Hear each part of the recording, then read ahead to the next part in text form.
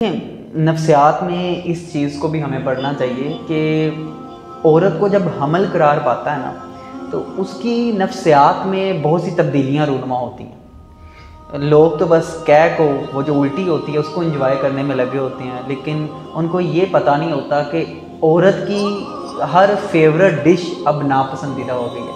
ठीक है, अब औरत की नफ्सियात वो पहले जैसी नहीं रही।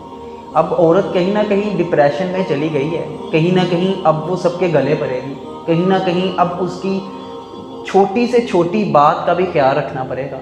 अब उसके लिए छोटी से छोटी बात भी बहुत बड़ी बन जाती है, कभी कभी वो बिला वजह लड़ाई कर लेगी। तो इस टाइम पे औरत को बड़ी सपोर्ट चाहिए होती है। एक मुर्गी है ना, मुर्गी, उसको भी जब वो अंडे पे बैठती है ना, अंडों पे बैठती है, तो वो भी एक्स्ट्रा पोजेसिव हो जाती है। ठीक है, वो भी किसी को पास नहीं आने देती उन अंडों के।